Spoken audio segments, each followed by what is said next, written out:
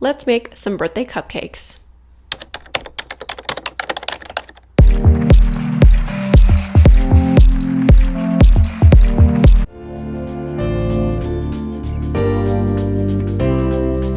Hey everyone, welcome back.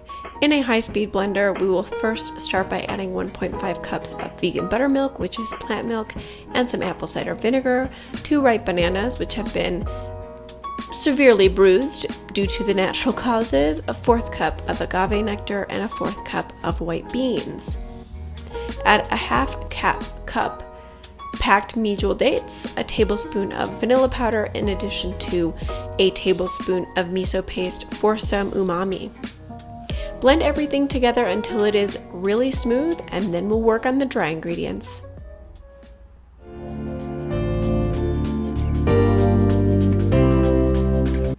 For the dry ingredients, I collected some bowls and put everything together, which made my life super easy. Add 1 cup of whole wheat flour and 1 cup of all-purpose flour to a larger mixing bowl, in addition to a tablespoon of baking powder and 2 teaspoons of baking soda, and give it a quick whisk until everything is fully incorporated.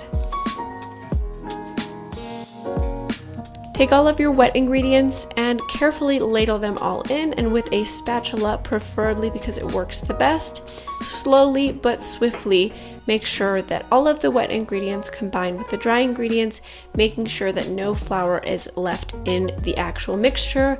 You don't want a collection of dry flour because that'll result in an ugly sort of cupcake with some dry flour pockets in it.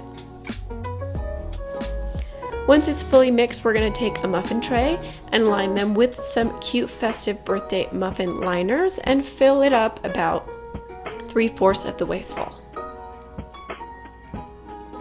I like to use a 1/4 cup sort of ice cream scoop, but you can definitely eyeball this with just a nice spoon and ladle in appropriately. You may have some extra batter, so feel free to, once everything has a little bit of batter in it, evenly distribute the batter to each individual muffin tin.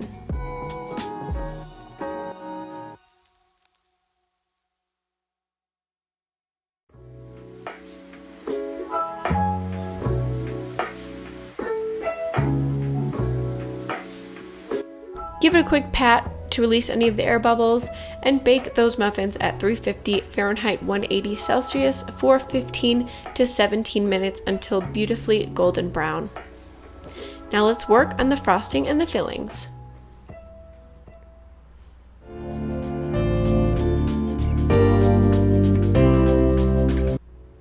Because I wanted these to be just a little bit more special than usual, I wanted to fill these cupcakes. So with a paring knife of choice, something small here works best.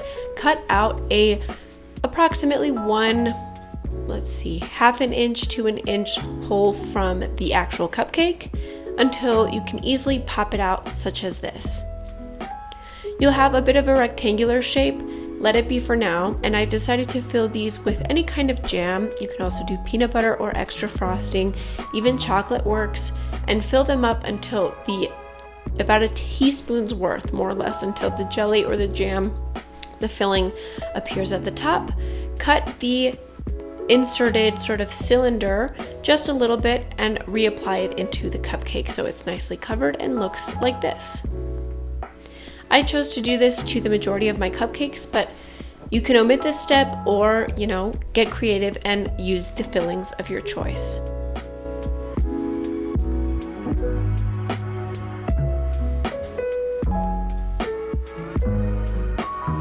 Now, for the frosting, I took a paper bag, a plastic bag, which is not ideal, but it's what I had around, and the frosting tip of your choice, and making sure that it fits all the way at the bottom and it's nicely secured. You're going to add it to a large sort of drinking glass and open up the top so you can easily add the vegan frosting into it. I will leave the recipe for the vegan frosting in the description because I've made it before in a previous video and I forgot to film it, quite frankly. So it definitely works easier to just put it into the description. Make sure there are no air bubbles and you shove everything as much as possible to the front without releasing too much of it. and then start to quickly ice and frost your cupcakes. I'm no expert by any means, but it definitely works pretty nicely for the first time around. I don't like to typically make desserts that use frosting, but on special occasions, I do like to make it myself. Life is a winding road, no telling where it goes. Driving through days and nights. Feel free to get creative with the designs you use for the frosting. I use a very basic design, and then I bought some vegan sprinkles from Target because Target is the best, and I just put them on. I really like some sprinkles on it because it adds a nice festive birthday feel. You can add a lot or a little. Maybe you want to add some chocolate chips or some coconut flakes. Whatever you have on hand works. These cupcakes will stay out for about 2 to 3 days before they start getting soggy.